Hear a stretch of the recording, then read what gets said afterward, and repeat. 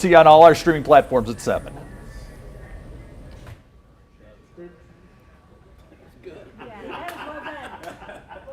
You almost got a backhand win. I know.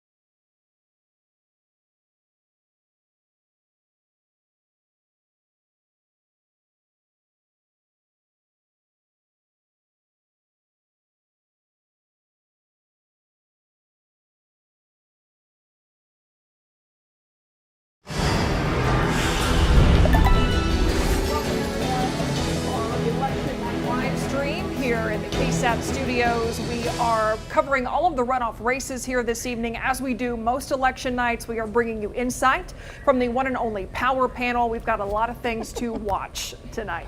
Absolutely. Let's introduce the Power Panel, though, Yes. first. Kevin Wolf, City Councilman, County Commissioner, man of many hats. Many hats. Many hats. I like Molly Cox, consultant, Yes. wearing an exquisite Dolly Parton That's a good shirt. one. Looks like it came right from Dollywood. It so weird. It did. See, I know.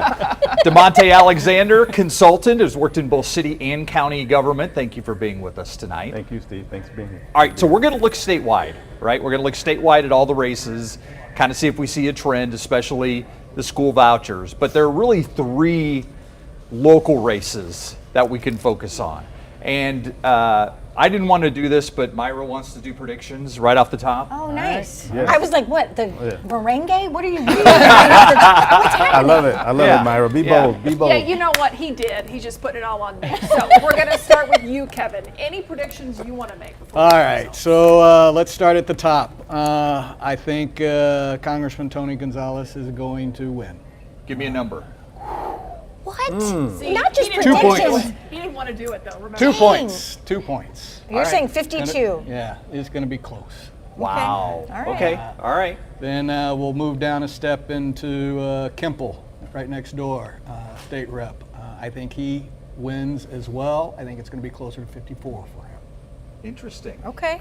And then here locally, Rebeca Clay-Flores. I think she pulls it out. Take out Amanda Gonzalez. Takes out Amanda. They've both been working very, very hard. It's been a very nasty race for them, but I think she does, and it'll be 53-54. Interesting. All right, Molly. I don't make Are you predictions. copying down? Are you copying I'm down gonna his because I want to be able to say like No, this. she's Wrong. gonna check. Yeah. You are Yeah. incorrect. Yeah, that's Like what I thought you were doing. Well, the last time we did this, I think you did yeah, pretty well, okay. as did I think. You might have You done. just said you don't do predictions. I know, and that's why I do well, because I could say exactly what I predicted. Yeah, exactly. In my That's head. exactly what Yeah. I thought. Yeah. Exactly what I said was going to happen. All right, DeMonte. I'm going to go up a little bit more. I'm going to give Tony about 55 and Rebecca the same. All right. Okay. Yeah. Kuempel Schoolcraft. I agree with Kevin on that race. Interesting. Okay. I think Gonzales Herrera is going to be very tight. You guys said don't read anything into the fact that they're not having election night watch parties. I'm kind of reading something into that. No, I think he said neither it. one of them. I think neither one of them have a good feel Yeah. for what's going to happen tonight. Well, So I think it's going to be really Yeah. What I look at is 51-49 one way or the other. you look at the way how they got into the runoff. It's different if it's not like Kuempel and Schoolcraft, right, where the incumbent's actually losing. Yeah. Rebecca and Tony has a pretty significant lead going into the primary. So, I mean, I get some of those votes are for, against, and all that stuff. I just think maybe because these are the only races we have, we're thinking about them a little bit too much. Well, that's why the question I'm asking is, okay, so you look at Tony's number from the primary, and you look at everybody who voted against him, Yeah. No, you're right. he would lose. That's saying that everybody who voted against him would vote against him again. Yeah. That mean Herrera Not would have only to get that, but everybody would turn out to right. vote again. Number that one, voted turnout, against and him. number two, 100% go to Herrera. Right. I mean, you have to. It doesn't work that way. No. Yeah. Okay. Yeah. I'm just laying it out there. Hey. You know, you guys are the It's a- experts. it's- I'm just a mere novice. It's good logic. It's just flawed. Okay, we want to back up here a second and hear from these candidates in these races. Tony Gonzalez and Brandon Herrera, that's District 23, which stretches from here to the edge of Texas, quite literally. Edge of El Paso, San yeah. Antonio, all the way to El Paso. You got a chance to talk to both of those candidates, and I believe we have some sound from them. Brandon Herrera is 28 years old, and the only job he's ever had is a YouTuber. When I was 28 years old, I'd already been in the military 10 years. I'd already served in Iraq and Afghanistan 5 years. I already had 2 kids, and I was living my life. So age, is part of it. He just has no experience. He thinks being a comedian he's auditioning to be a comedian for Texas 23. That's not what our district needs nor wants. Our district needs to have a representative that shows up in good times and bad. I just got really frustrated with the votes that my congressman was making. And I thought that, you have a Texas Republican, that meant something, that he was going to be an actual conservative fighter. And especially with me being disappointed with some of the votes that he's made there, made me really start paying attention to some of the votes he was making in other places. And I realized that this is just not somebody who represents my values. All right, so sitting down with both men, Yeah. there's not a lot of love lost. No. Tony Gonzalez and Brandon Herrera. I mean, they're very at each other. One of I mean, those- and this is not a like, I'm going to respect him no matter what the outcome is. I don't think that's going to happen Right. in this race. And one of those big issues that Herrera said he was unhappy with was Tony Gonzalez's vote after Uvalde. Right. And I mean, this is somebody who goes by the AK guy. He is a gun manufacturer. That's a big following that he has generated on YouTube. Tens of thousands of people follow him and subscribe to that same thought. So with a district like this that has a place like Uvalde in it, the border as well, I mean, does it come down to just a few of those issues, you think? I mean, in a primary runoff, you're basically looking at folks who are voter insiders, right? Like you're not necessarily getting a rampant group of humans who are ready to go out and vote in a primary runoff. So yes, those are the kinds of split hair issues that get folks jazzed to go out and vote, right? So if I am a subscriber to a YouTube channel and I really like this dude called the AK guy, he will get me in my car to get me to the poll, right? Single issue. It's usually single issue, and it's usually very rampant, or very rabid about voting on that single issue. Well, this is certainly a non-traditional race. I mean, you've got a YouTube host who's very into guns, taking on a 2-term congressman. I mean, I don't know that there's anything to really compare this race. I mean, we had a reality TV star run for president, so True, I'm but, just saying. but he was a reality TV star on mass media. You're saying 'cause YouTube. Okay. Yeah, I'm just Okay. saying that this is social. This is like the advent of a different kind of candidate, I think. Okay. Well, I don't think it's a different kind of candidate. I think he's found a different way to Get his brand message and out. market himself in terms of his name ID and things like that. Obviously, the days of billboards all over the place are kind of dwindling. I mean, it's like a shotgun in the dark, right? But I mean, you have to give it to him. He's found a way to kind of break through with some voters. Yeah. Actually, the interview, I think I can sit through that interview, and he's looked like a completely different person when Very you interviewed different, him yes. than all the rhetoric you hear online and all that other stuff. He actually sounds like a very reasonable person. That's the question I got from yeah, everybody after I did that interview. How was he? What was he like? So Was he confrontational? So yeah, let me put a little different viewpoint on this. Social media has allowed a much larger number of completely unqualified people to have a chance. Okay. At the beginning of the interview with Tony Gonzalez, he started off with, "This guy's done nothing." Okay. If we were hiring you for a job, we would be looking at your experience, your ability to do something, blah, blah, blah, blah. We don't get that in our elections anymore. We get the single issue pieces. Okay? Well, and that's what I mentioned to you the other day about it. Almost the national politics is kind of overlaid local, right? It's sure. now what our leadership wants, what the governor wants. Everybody falls in line, and that's what we do, regardless of what's on your resume. Look at a la Steve Allison, Yeah. the hood race. You're seeing that a lot now. Like I said, it's changed from, it used to be the saying, all politics are local. Yeah. That's not the way it is now. It's not. Not anymore. Right. Well, I think it also Wally is. just agreed with me. I did ish. We're going to I wrap did up it. this live stream. Hold on. Take the win. I did ish. I did ish. I did ish only because I do think that they're localizing those politics, right? Yeah. So how can we take something like an overlaid national conversation on guns, et cetera, and bring it so close to home, in Uvalde, for example, right? So I can bring it very, very localized and make it make sense to the folks who are around me. So yes, to the national sort of rhetoric that's occurring, or the statewide rhetoric that's occurring. And even in this race, which is interesting, not to fully take us off topic, but we were discussing earlier the notion of sort of Greg Abbott's influence, not on the ballot, but influencing the ballot, particularly with pro-voucher candidates, right? Spending $2 million in a primary runoff, right? And then separately, he's backing Gonzales in this one, not the AK guy, Brandon Herrera, right? So that's a very sort of, and you've got like the Matt Gaetzes of the world backing Brandon Herrera. So if you're thinking about national versus statewide, so it's kind of a Tony Gonzales, Brandon Herrera race is a different or interesting race comparatively to the rest of the ones that are going on right now. Yeah, I think we've got some numbers. I think we got some early voting numbers. Yeah, I believe our producer here said that these are statewide. Is this still statewide, Landon? Okay, Statewide, so yep. statewide. That's statewide. That's done. Oh yeah. 26% reporting 60-40. is Wow. what it says right now, 60-40. Who's right? again? Yep. Well, I'm not Demonte- we're not calling this race right now. Yeah, but I mean, nobody's calling it it's except for the 60-40, panel, but apparently. it's like 1,300 votes Yeah, but between them. if you're at 54% or more on early vote, Toast. Yeah, it's pretty much totally. done. Still, polls still open. polls are in still El Paso. open in El Yeah, it's a Paso. good He point. wants to pull. He wants No, to I drag don't. it. I'm just saying, because if I remember right, in the primary, Tony got out to a big lead, and it just kept going, and he dipped below 50%. So, Well, this is what I was saying earlier. Exactly what I was saying. we get wrapped up into these races sometimes.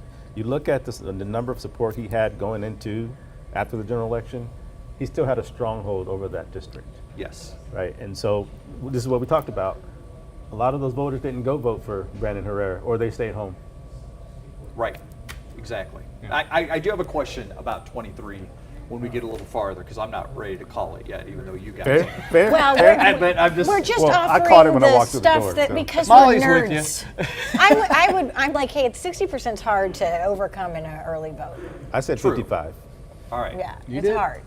It's hard. Yeah. Yeah. Do we have other early voting numbers? Do we have voting for Kuempel and Schoolcraft and? Is this the Okay. moment where you say stick around because This is the we'll do some Republican fun Jay stuff? Furman, Liddy Lazaro Garza Jr. All right, we're just That's shuffling who- through that's them who right now. Valdi- Yeah, we're Stephen gonna Wright, scroll That's through. who Valdi, Michael isn't it? Rodriguez. This is State Rep For District Valdi? 35. This is, Is that Uvalde? yeah, I think it's the. Yeah. I don't think it is Uvalde. Okay, Wow. so Yeah. check this out. This is a race This is we the talked one, yeah. about Oh. during He pulled it our out. 6:30 He's gonna Q&A. pull it out. Dade He pulled it Phelan. out. We're missing some pictures here. Dade Phelan, Speaker of the House. That's a race that has been a big Wow. one to watch. Not local, but obviously it's got implications No, for but- all of us across Texas. What do you make of this, Kevin? Oh, that's far bigger than I expected, and this is a loss for the governor. Yes. Right. Yes. I don't know how else to say that. You know, not only is he an individual rep, but he's Speaker of the House. Well, this was a guy who was targeted not only by the governor, he was targeted by the lieutenant Yes. governor, Yes. he was targeted by the AG, Yeah. he was targeted by And then he The had ag the commissioner. support of some more, traditional Republicans Yeah. like Rick Perry, Rick Perry, like Joe yes. Strauss, Yes. coming behind him and saying, "We want this guy Yeah. to stay." And he Yes. also survived the gaffe he had, but being under Sure. the influence, Yeah. Right. survived that too. Now he is I think Beaumont hasn't had a lot of representation, and he represents Beaumont, correct? Yes, And so, and yeah. I know that because I was stuck in a storm last week Yeah. in Beaumont. Okay. So I got a taste of this race and just how nasty this race was, just in the ads that you saw on Beaumont television Yeah. between these two, a sitting Speaker of the House and his challenger. I would be interested to dive into the cross tabulations of this race because of all the implications. There's 43 committees that could have been shaken Oh up. yeah. Yep. This could have been a huge race that flipped Texas in a direction that we probably wouldn't have been able to recover from. All right, let's go to Alan Schoolcraft, John Kuempel. I think we have those numbers now. And here Schoolcraft, 55, John Kuempel, 45. That's with 57% reporting. This was a race because Schoolcraft almost won it without a runoff. So this was a Yeah. race that I was wondering if Kuempel could overcome the momentum that Schoolcraft clearly had. And this was the race we were talking about earlier, Yeah. the Right. measure of the governor's influence. This is Yeah. all about school vouchers. Yep. Alan Schoolcraft was last in Texas Congress in '93. Yeah. Something in along the those late lines. 80s to 93, and then he ran for Texas Senate and lost. John Kuempel, the incumbent who doesn't support school vouchers, and that's that single issue that this race has come down to. Well, you also saw, No, go. you also saw after the general, he was losing. It wasn't like a big gap like Tony and Rebeca is. He was actually behind in that race, Yes. which you could see that momentum push over. Okay, I think we have Garrett Berger, who's with us now live from the Schoolcraft campaign, from their campaign watch party tonight. If we can go to Garrett live. I know we're doing this in an instant, so I appreciate it. All right, Garrett, I'm guessing that you got some good reaction there at the Schoolcraft party after they saw those early numbers come in. You know, there wasn't any shouting or jumping for joy, but the mood's pretty light here. You can see everybody chatting happily, and those early results up on the board behind me. You know, it looks like a 10-point lead at this point with Schoolcraft up above the incumbent John Kuempel. Now, Alan Schoolcraft was a state rep in the 80s and 90s, at the time representing districts in Bexar County. 31 years later, though, he's looking to go back to Austin, taking on John Kuempel as the 44th district state rep these past 13 years. The race is largely boiled down to school vouchers, which Kuempel, the incumbent, voted against. Schoolcraft says that was the final straw that drew him into the Republican primary, while Kuempel has said he doesn't regret his stance on vouchers. And vouchers were also Governor Abbott's top objective this past legislative session, but they never actually made it to his desk. So the governor started painting targets on his opponent's backs, actually going after some of those sitting Republicans who had voted against his vouchers. Kuempel was one of them, and Schoolcraft is the challenger that the governor supported. Wasn't the only big Republican name to do so, though. As you can see proudly on that banner behind him, he was also endorsed by Republican presidential nominee Donald Trump and a host of other big Republican names in the state of Texas. So he has had a bunch of Republican establishment support, even against a sitting incumbent. Now, with the governor pushing for school vouchers, that's going to be something to watch in this election. Many of the challengers that he supported in the original primary had already won outright. Several of those races, including Kuempel's and Schoolcraft's, are on tonight. So the outcome could affect what we see in the next legislative session. Now, we haven't had a chance yet to swing by John Kuempel's campaign, but we do know it's a smaller watch party, and if these numbers hold, we imagine it's probably going to be quite a bit more subdued than this one. Now, live at Lake McQueen, I'm Garrett Berger, KSAT 12 News. Thank you. Thank you, Garrett, for that update. Really appreciate it there. Interesting. Yeah, I mean, this was a race that, the governor obviously threw his support behind Schoolcraft. In the primary, we saw a lot of races with candidates backed by the governor. They went in the way of those candidates. The incumbents lost. Yeah. Steve Allison, one example. But people were seeing ads day in and day out with the governor's face on it saying, this is who I support. I wondered if that would wane at all between March and now, but in this race, doesn't seem like it has. I actually thought it would. I thought it would. Yeah, that was my question. Yeah. And I kind of make a different, like the Steve Allison, Mark LaHood race. So many people came up to me afterwards and said, I really thought Steve was going to win. That's why I didn't vote. Yeah. And so I thought, well, okay, maybe Kuempel's onto something here, and if he can just hang on and take it to a runoff, maybe he's got a chance. But that's 30-some% of the vote that we have right now, and that's a significant lead by Alan Schoolcraft. Yeah. Yeah. And the history in that district, Edmund Kuempel, John Kuempel's father, held that seat before he did, and I want to say that seat has been held by a Kuempel for 40 years. Mm-hmm. I mean, we're talking about a changing of the guard. Mm-hmm. Yeah, that's what we're seeing there. Mm-hmm. Yeah. But DeMonte brought something up earlier that I think is very, very telling, and every politician says it. You got to get your vote out. Yeah. Well, Schoolcraft got his vote out. Yes, the governor, those types of things. This is a win for the governor as it is for Schoolcraft.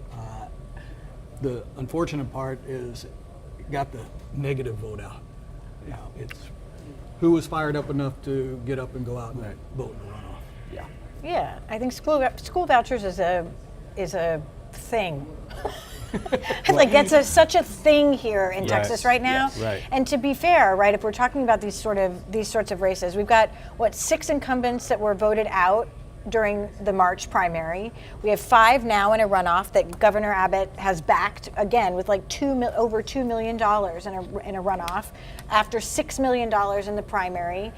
So that was a lot of dollars put behind some candidates who are pro-voucher, and he's hoping, with his fingers crossed, that he'll pick up 2 races tonight, right? Yeah, this is all a numbers game. It to is. Set up the legislature to be pro-school voucher. That's right. I'm also wondering if Governor Abbott's support weighs more on different issues, like you have the vouchers versus guns versus border. Yeah, right. Right, you're not Right. seeing that No, impact more in that, but this, to Molly's point, this voucher thing is so charged It is. right now. Well, And, I mean, remember, he went around the state talking about vouchers. Yeah. Like it has consumed sort of Texas politics, and because it was so fraught in the last legislature, he could not get it where he wanted it to be.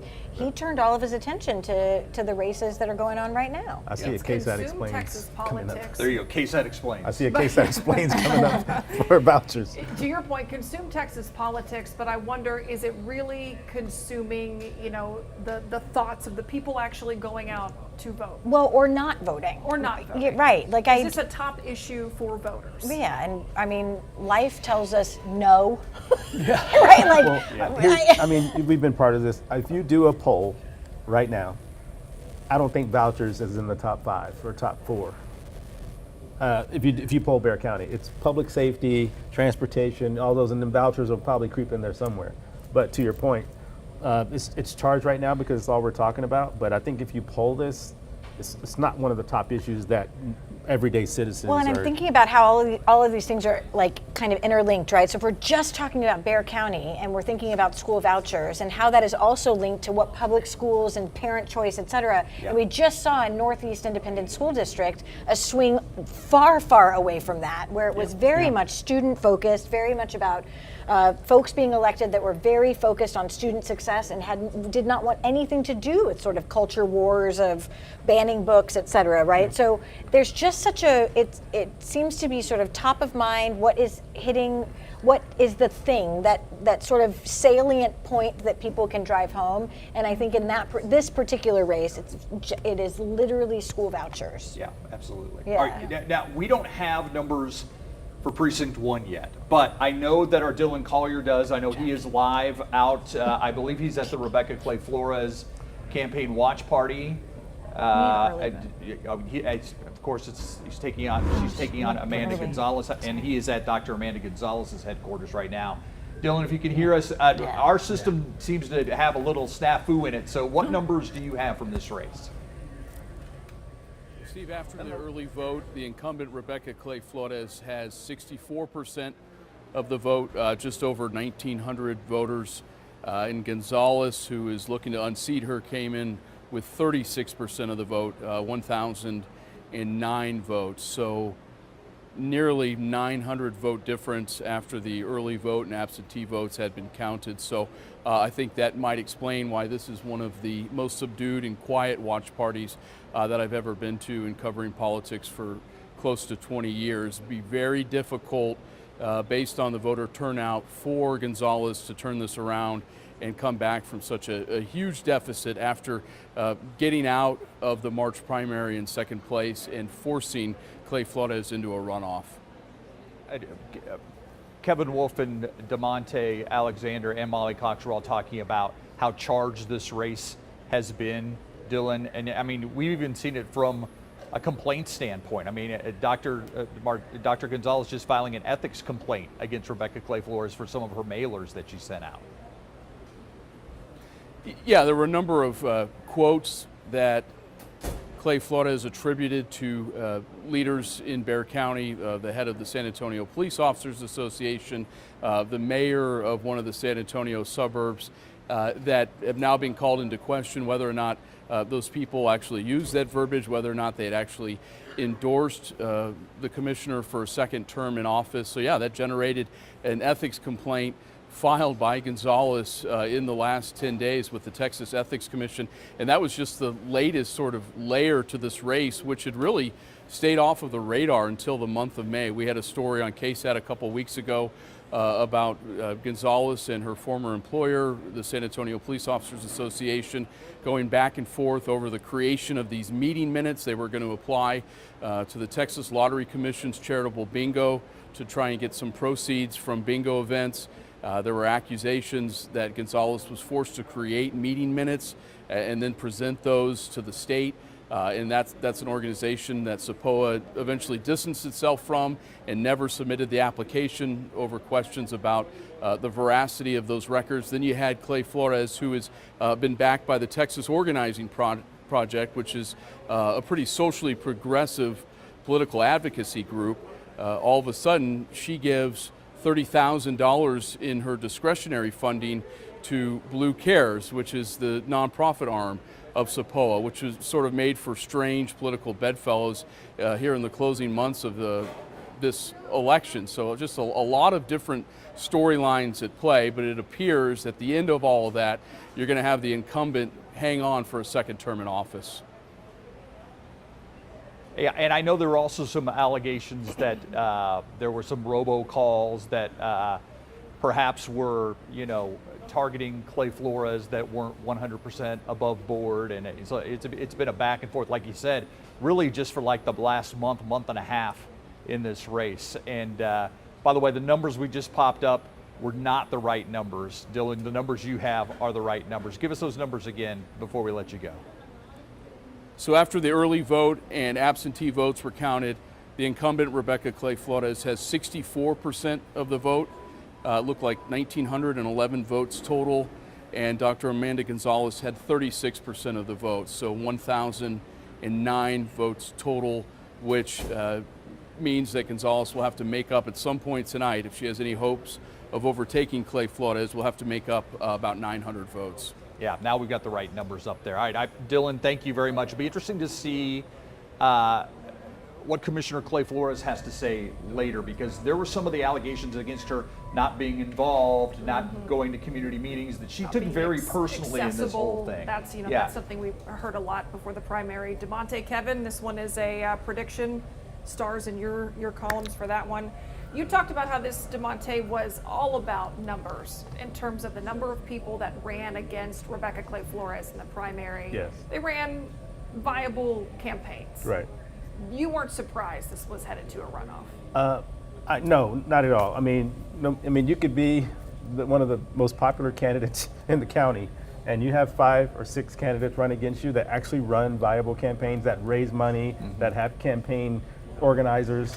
It's hard for anybody to, not go into a runoff under those circumstances. And so for her to still get 46% with that, that's still a strong showing with that number of candidates. And Am I correct that this race got ugly?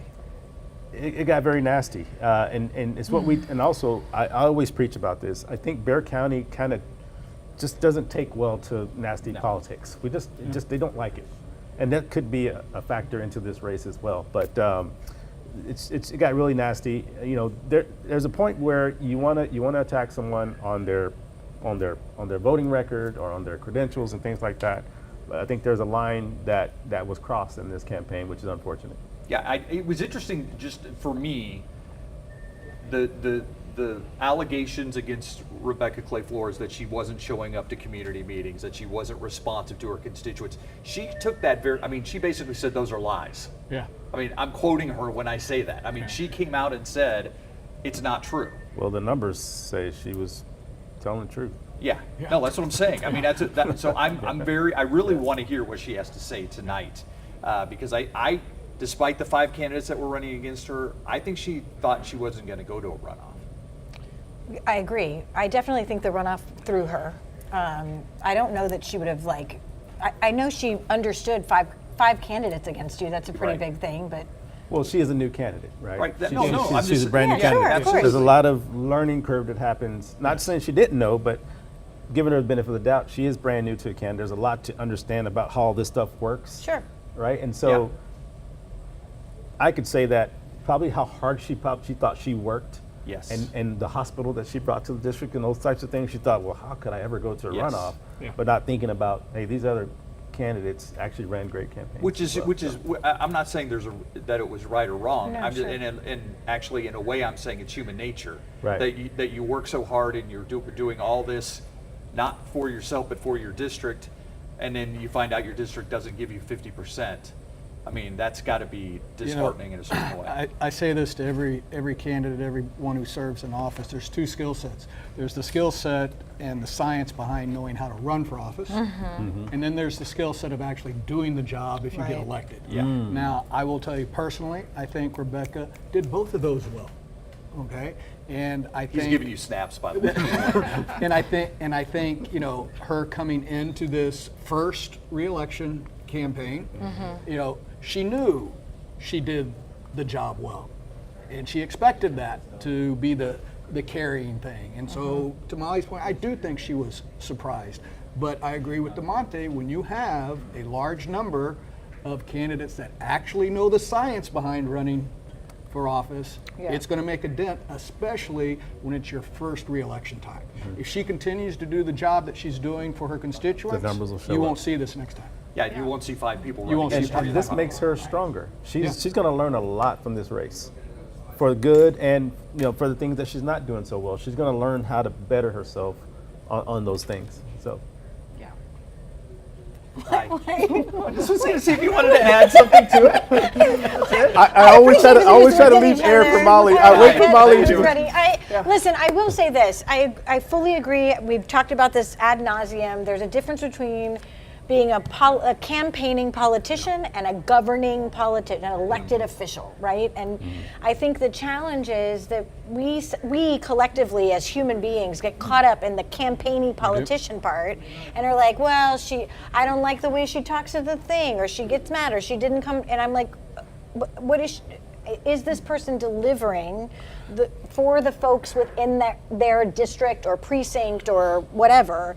And what you start to see then is, oh man, that brings out voters, right? Yeah. So it no longer becomes an anti, it becomes a for, right? So, and a for will always win. Yeah, good. Again, that's too hard for prediction. A for generally wins sometimes. Yeah, there you go. Contingent. I like it. Can I get another check mark? Yeah. You got to check. I'll put a green right, check good. mark. We got a small update Yeah. in the District 23 race. Brandon Herrera, Tony Gonzalez. Tony Gonzalez still has a heavy lead here tonight, but There that's we a go. look at the latest numbers. And our Courtney Friedman, she is covering this race for us. I believe she is standing by live to give us an update on things. She's joining us live from the Bexar County Elections What percentage Office. is that? Hey, Courtney. Oh yeah, we might get to 55. All right, I Uh-oh. don't think we have don't Courtney have to right look now. yet. There There we she go. is. Now we have you, Courtney. Hey, Courtney. There, you got me? Yes. Okay. All right. Yeah. I think these numbers are very interesting. This is a very contentious race, and you guys talked about it earlier today on the live stream. I think the main point that we've all seen is the word non-traditional. It's interesting because you have the traditional candidate as Gonzales, but he's only been there for a few years. So, I mean, you think about these long-standing Republican candidates that are backing him. You've got Governor Abbott, and then you have a newcomer, very different, very young, like Brandon Herrera, who kind of wants to mix everything up. So I just think it's funny, the comparison of traditional and non-traditional, seeing as how there's really not a lot of a gap. Their background's so different. Obviously, Steve, you saw this in your interviews with them, but also I reported at 6 that they basically said they could not be more different. And it's interesting to hear both candidates say that same exact thing. The other non-traditional thing we're seeing with this type of election, I'm here at the Bexar County Elections Office. This is strange. I'm not at a watch party. I'm not in an office. This is the first time I've covered elections, and neither candidate has gotten back to me with anything to say, no statement, no pre-numbers interview. Neither are having a watch party that I'm aware of. It's very interesting and very strange. I think this is kind of a turn, like you're saying, these platforms are very different. We know Herrera is, his platform is YouTube and other social media. He has tons of followers. So we'll be checking the YouTube to see if he responds to that. But I talked to his aide earlier today. She responded very quickly, but she said we are not having a watch party and he won't be giving any comments tonight. So, I mean, I know in the newsroom we were kind of surprised by that. So I think this whole idea of non-traditional is really interesting, specifically in this race, because normally I would only be standing here if I were covering how the numbers are coming in or checking in with the team here. You know, it's only right, though, in a non-traditional race like this that we have a non-traditional viewing parties. Or do we just have non-viewing parties? Maybe that's what we're having, non-viewing parties, part of the non-traditional race. Courtney, thanks. I appreciate that insight. So if we look back at these numbers that we have so far, if we can punch up District 23 again, I was trying to look at the exact total number that we have right now. Okay, so we've got, you know, about 12,000 votes, 13,000 votes. By the way, in the primary, there were about 47,000 votes that were cast in this district. Don't expect we're going to hit that this time, but gives us an idea of exactly where the numbers are right now with 42% reported. And it's a runoff. Molly, you've talked about this. People, they aren't super jazzed typically to go out and vote in a runoff. Well, and let's be just to be clear, we're like back to back to back to back elections right now, right? Yeah. I mean, it's a runoff, it's a primary, it's a runoff, it's a primary, it's a runoff, and Let's throw in the appraisal district. and for then fun. let's an appraisal district runoff. I mean, For fun. That's the first time those have ever been said in the same. It's true. then Appraisal hello, district summer. for fun. I would say that particularly in a primary, voters are turtling. Knew I wasn't going to live that one down. Thank you. I think that there's like some, just some fatigue on that. You couple it with we've had some awful weather in Texas, right? So during last week's 1 week for early voting, right? So we're never going to see incredible numbers in runoffs generally, but just couple everything, it sort of compounds the nature of a runoff generally. Absolutely. And there's also sort of this nature, this feel of the incumbent, Democrat or Republican, it's anti-incumbent. Incumbent is a bad word. And you made the point earlier, people don't seem to be super excited to vote for someone, they're more excited to vote against. Well, and to be fair, right, this is again, if we're going back to sort of the Greg Abbott effect. I don't know if that's a thing, and I'm trademarking it here. It's like it has been It is. since It is. March. That's Right, fair. right. That's fair. I would say, right, we're looking at a lot of incumbents, a lot of Republican incumbents that Greg Abbott came out specifically against and backed a different person losing. That's unprecedented. Losing. And I do think this actually speaks to not only long-term what's going to happen with vouchers, but separately what it means for thinking about the House Speaker, Dade Phelan. He is winning his runoff, Yep. and that And was we got very some new numbers for Ken that, too. Paxton. Right, we're talking Dan Patrick. Ken Paxton backed the guy David Covey, and Greg Abbott sort of remained silent on this one. So we're seeing some like turmoil within. We knew that within the Republican Well, Party. I will also add, if I can, usually when you're incumbent, you have more to attack. You have a voting record. Oh, you have sure. a history, so it's easier to go after incumbents versus someone brand new like Brandon. He doesn't have a voting record. He's brand new. He's just going to run. Yeah. So. I will say that race tightening up, but it's still 57-43. Right. Yeah. And even the Tony Gonzalez, Brandon Herrera race is tightening up, but it's still a lot to overcome. Yeah. It's a lot. And usually, I mean, we've got the early vote in. This is, I mean, a 16 percentage point lead is going to be hard. You want to be within 4. The margin of error is around 3 to 4. Yeah. And you can, with a Hail Mary, you can probably pull it out within 4, but that's where you want to be. Yeah. So this is an interesting district to me and how it's changed. I know part of it was the way the maps have been redrawn, but it wasn't that long ago that this was a 50-50 Oh, yeah. district. Was this Pete Gallego? Pete Gallego won back in the day? this district. Yeah. It used to be a strong bid. Will Hurd's old district. That's right. Gina Ortiz-Jones almost beat Will Hurd Yeah. in this district. Mm-hmm. It's not Yeah. that way anymore. It's not. You think it's a safe Republican district? I wouldn't call it safe. It's safer. Okay. Okay, it's still, when you look at congressional districts across the United States, it's still one of the ones that's relatively close to a toss-up. Okay, still within the margin of error kind of piece. It's not a given, It but you eat your own. Well, I think Process. it would have been interesting. Again, I know nobody's calling it, but if Brandon Herrera had pulled this out, I think it definitely would have been a much harder battle in an election Right. for a Than the Republican to pull it incumbent. out so hard. Yeah. Yeah. Yeah. But I mean, Tony Gonzalez told me in our interview, I only know one way to run, and that's run scared. Yeah. And he said, I was hoping that I wouldn't have to go to a runoff. I really thought I wouldn't have to go to a runoff. I am in a runoff, so I'm doing everything I can to win it. And like I said, the Herrera people told me they expect to be outspent 10-1. Yeah. That's quite an advantage when you're an incumbent. It's a flaw in our system, but our congressional seats are on 2-year cycles. Yeah. So you're constantly running, Constantly you're running. constantly raising money, and then somewhere in between you're trying to govern. Somewhere you're trying to pass something.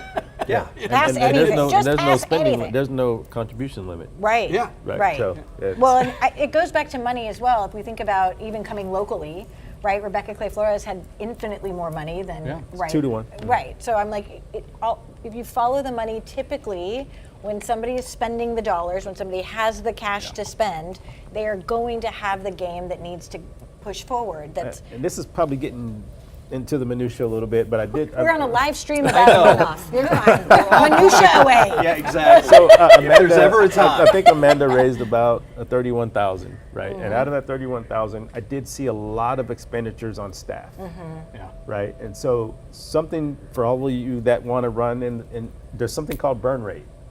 right? And you want to make sure you manage that burn rate. By the time you get out the vote time, you want to make sure you have enough money there to pay your walkers, to put more mailers out.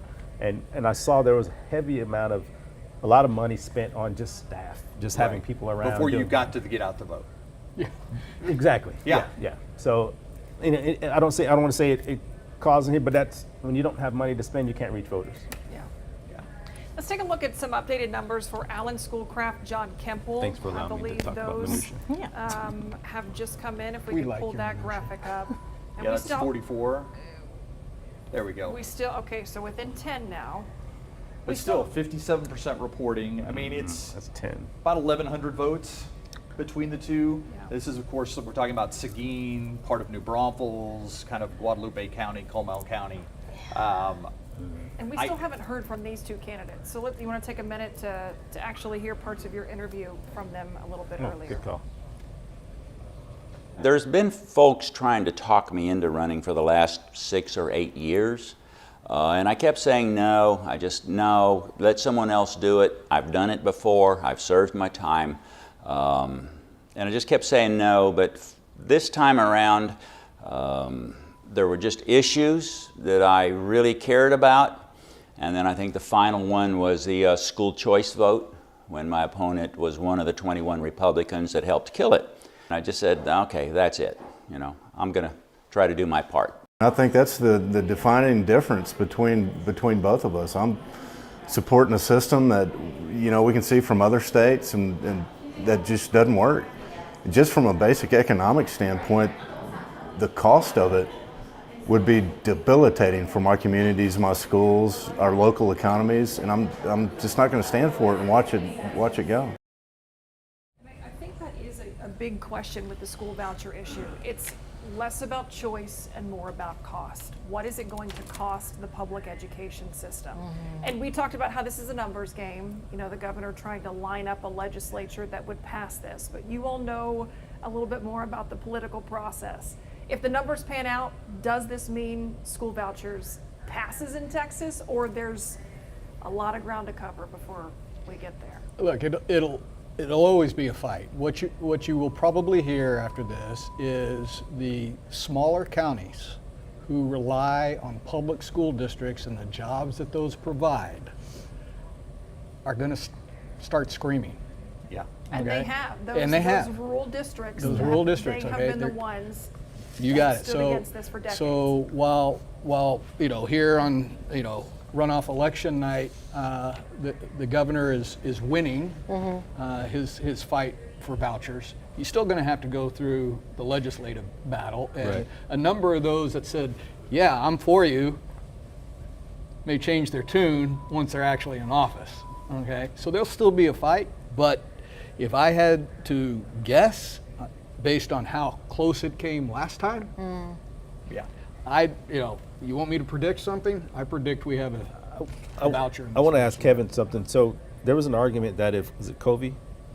If he won, he would basically act as like, say, a Dan Patrick, where he would be more involved in the legislature and the bills. So do you think Phelan, if he does pull it off, will he be like in a position where he can kind of block some of that, or kind of be more involved with what passes and what doesn't? Yeah. As a matter of fact, if it's like taking out, or it's the opposite of this. I was saying taking out your star quarterback. Okay. Essentially, the governor needed a number of individual legislative seats in order to get to the votes that he needed, and all things considered equal, he wanted his quarterback. Sure. As the speaker. So what I was talking about earlier, the legislative battle the governor's still going to have to go through, that battle is going to run through Phelan. Sean Payton in Denver. Well, I would also we should be talking. We should be talking about also, on top of the rest of it, the notion that this is a primary and a runoff, right? So the ways that primaries and runoffs operate is so your fringe voters are that's who's talking about voting, right? Like a person who is like, but school vouchers will change my life.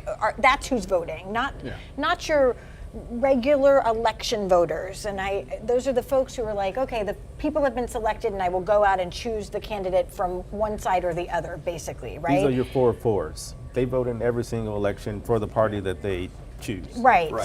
So there is a conversation to be had around, well, just because they're winning these primary runoffs, it doesn't, now we move into a regular election. And I think that's where you start to see rural folks coming out and saying, no, this will not work, But isn't potentially. Does that work? Does that work in a district like 44, though? Do you think that a Democrat in 44 has a chance when it's been 40 years plus of Republican control? No. That's now where it may work, maybe, even though that district's been redrawn a little bit, does it work in Steve Allison's old district? 121. With Alamo Heights and kind of Potentially. things like that. Does the voucher issue become the center point of that campaign? I think now we're going to start talking about the difference between how Republicans and Democrats run elections. And Democrats are so bad at it. Like, they're just so bad at elections. Like, they don't. Republicans are so good at, these are our 4 things, and speak about those 4 things and don't say anything other than those 4 things. And then Democrats are like, I don't know, are we electing people? Like, that's when you're trying, that's my scientific data analysis. You're welcome.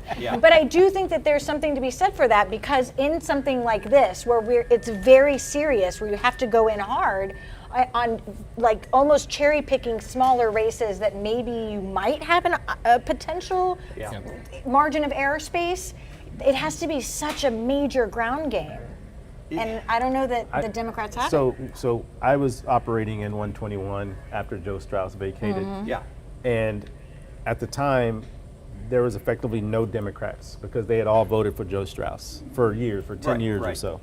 We had to rebuild that base there. Selena Montoya. Right. Yeah. Now, I think a couple years ago, that district was almost a toss-up, 50-50, until we redistricted again, right? I think we're going to see a swing back from, when you're in the primaries, you go, who's more Republican than I? Like, who's gonna fall off the ledge on the right? Right. But I think in the general, you're going to find that a swing back a little bit. But I don't know with the candidate that they're running on the Democratic side is strong enough. Maybe so, because if it's an Allison, absolutely not. But maybe a LaHood, there may be a chance for a Democrat to get a little closer in that seat. And don't forget what just happened in Northeast Independent School District. That's right. Okay, it's the opposite of the LaHoods of the world, and That's right. right in the middle of 121. Right, and that's what I mean. In talking to both John Kuempel and Steve Allison, which we have done in these races, both of them said, "Listen, I've got Alamo Heights in my district. I've got Seguin and smaller school districts in my district. I am standing up for them, and if I lose, that this is what I believe in." But it was also interesting talking to John Kuempel because he brought up the fact that he's good friends with Lyle Larson. Yeah. And he seems to think that Republicans, like himself, like Lyle Larson, are an endangered species. Absolutely. Because they vote their in his words, vote their convictions, not necessarily what's going to keep them in office. He's absolutely right. I mean, look, we've been here a while. You go back 10 years and you ask, who's one of the most conservative legislatures? You'd say Lyle Larson. Yeah, absolutely. Okay. Yes. Today, he's barely a rhino. Yeah. Okay. Same thing with John. Yeah.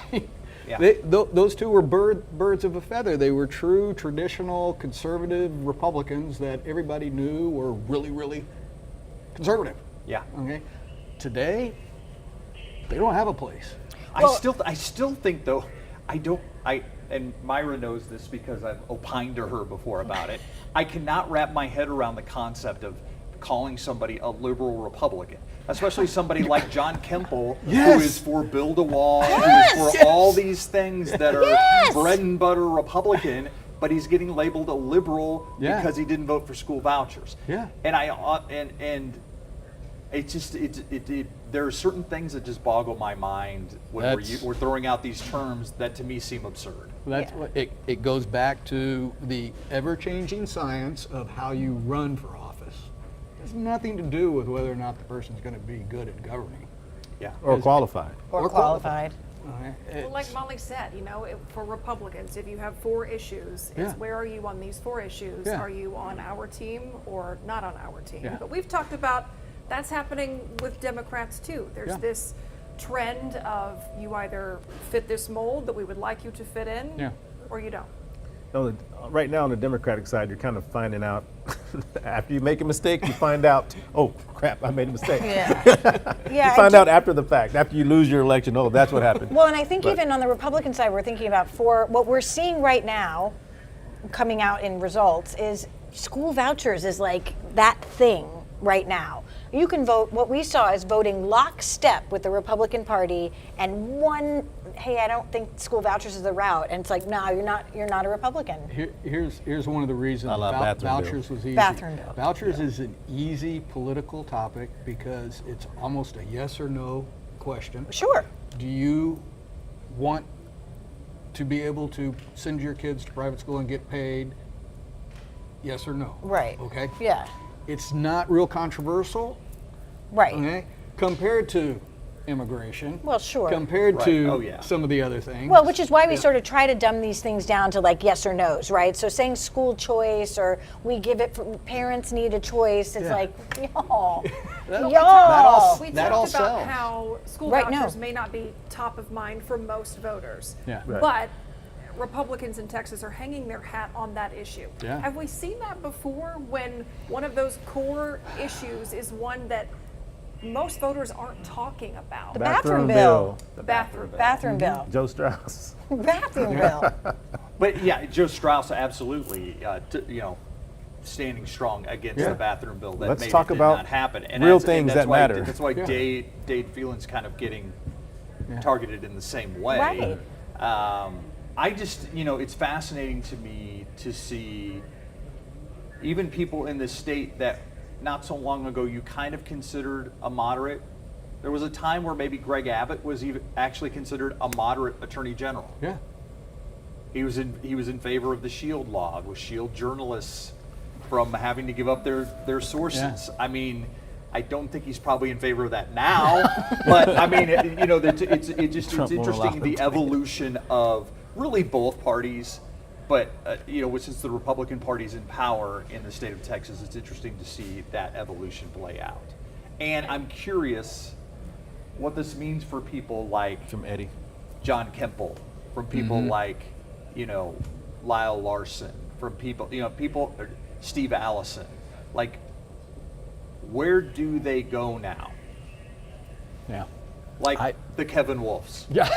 Where do they go Consulting. now? Consulting. They become consultants. Well, Yes. I will say this. Hey, go get a real job. I will say this. And this is what I'm so proud about the show Common Ground. Yeah. Because there is a fight for the middle. There's a fight. There's bridge builders that we need to train, need to grow in this community that can be able to not only not compromise your values, but at least be able to be pragmatic about issues and about what really matters to voters. And I think we keep allowing these parties to rip each other apart once somebody's in the middle.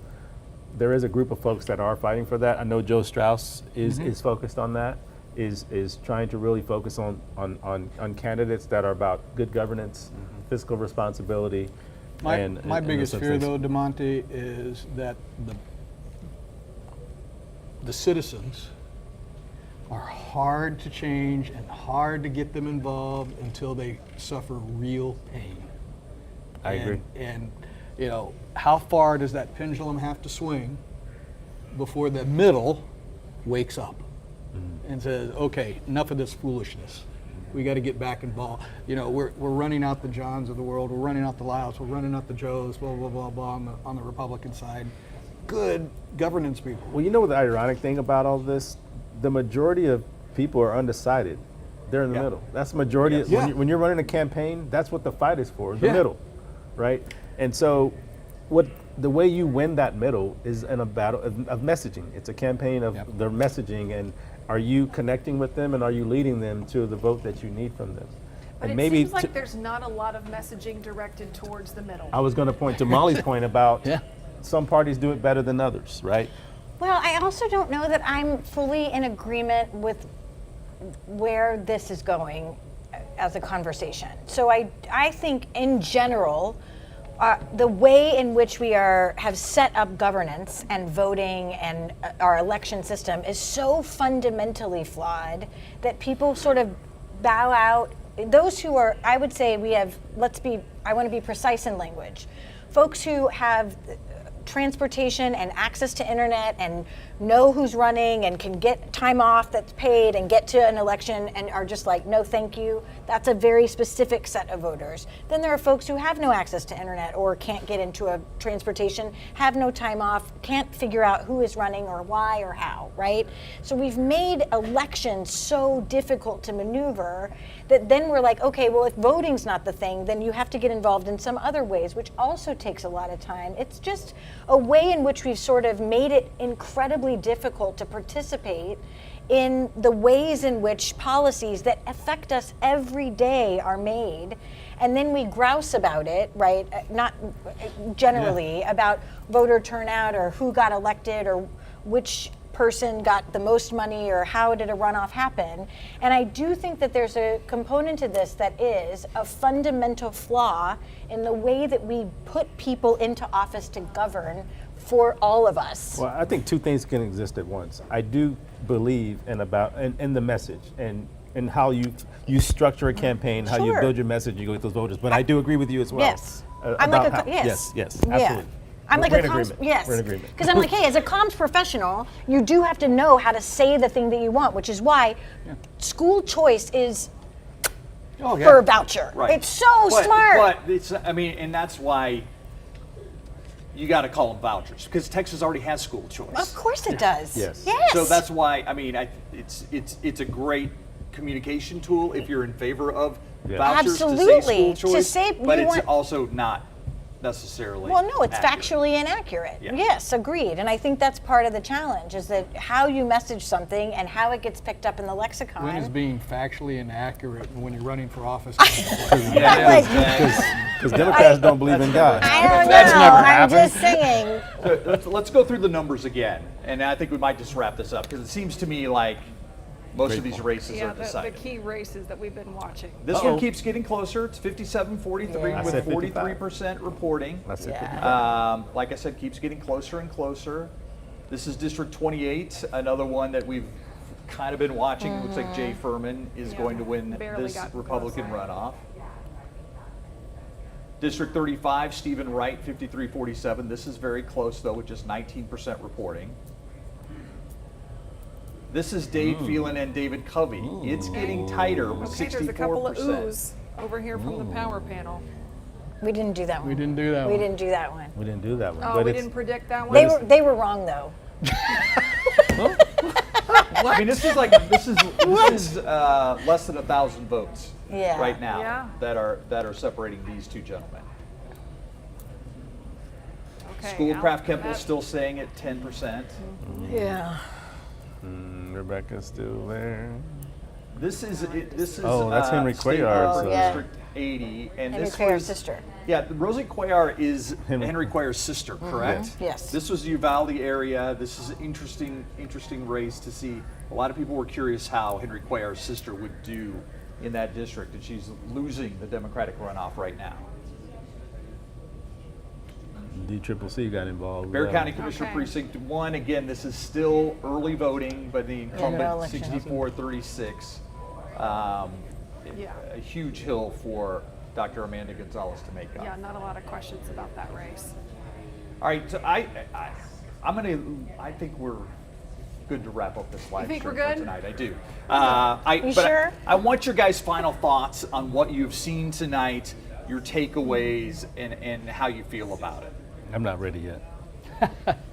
You're not ready to go home? I'll What start. happened? That too. So, the tired saying, all politics is over. There's still some of that. Yeah. Okay, Look at Rebeca's race. Look at the early vote on the Beaumont and Bigelow race. Okay, but if you can get your message correctly, if you get some heavy hitters like the governor of the world and even the president, and they can swing some things. Okay, you couple that with the extremes on both sides gaining more and more traction and controlling the message. You end up coming out of primaries with questionable folks. Yeah. Okay. Which is a little depressing, and going back to something I said earlier, sooner or later that middle piece is going to feel enough pain that they'll step in more, and we'll stop driving off the. I said it in one of our other shows, the rational candidates, the rational electeds that are there to actually try to govern, not stand on some parade and make a bunch of noise. Yeah. Yeah, I think we're seeing people moving rather than rational, right? You're seeing folks moving into that space. So I think what we saw tonight is Greg Abbott had a good night. Yeah. He'll be happy with the way that this turned out, and coming back to what it means for you locally is school vouchers will be in the legislature if this goes forward, and how does that affect your local public school district? And I think part of that conversation has to come super, super hyper local, or we lose it in comms and taglines and election nonsense, as opposed to will this affect the school down my street? And that'll be an interesting one to watch as we move into the election. I think now that we're getting into we've got one more runoff, right? Just one more before we get into election season, before we go to November. I think so. I think it's just one more for the appraisal district. Get your vote out. Yeah. We will not be doing a live stream, by the way, for the appraisal district. If you are, I can let you know right now. So do not set your calendars. I have a full hour set aside for the appraisal district runoff. I'm going to bring my taxes in, and we're all just going to talk about it. You know what? Do it. I love it. I love it. So I think that's it. So I think we can, now we're going to sort of turn our attention to what does November bring us, and what beyond November, because I do think that we have gotten sort of hung up on the election is the thing, and we know that that's not the case, right? The policies that are affecting our everyday lives happen post-election. That's why I like going last, because I usually don't have to say anything after these two brilliant Just folks. plus on it. Yeah, I agree with everything they said, and I think what I'm happy to see is that the folks who are doing their jobs keeps their seat. Yeah. And say what you want about Dade, Phelan, but the implications of him not being there and what happens to the state is I can't think what the state would look like if that happened. But I will leave with this: is that I'm going to be one of those people that always fight for common ground, always be pragmatic about policy, about how our community works, about these issues, and so happy to be here with y'all. Thank y'all for the opportunity to be here. Thank you, guys. Always appreciate the That was a running. power I feel like he's running for office. That just happened right here. Yeah. I like it. DeMonte, Molly, Kevin, thank you all so much. Also, appreciate it. Also, before we go, I want to give a special shout out to our viewers on YouTube who've been watching and letting us know what they think and chiming in. Always appreciate the YouTube viewers and people who are watching on all of our streaming platforms. So there are still some races out there that are tightening up. I'm not sure anything's going to change, but of course we'll have the latest election night updates coming your way on the Night Beat tonight at 10 on KSAT. Good night.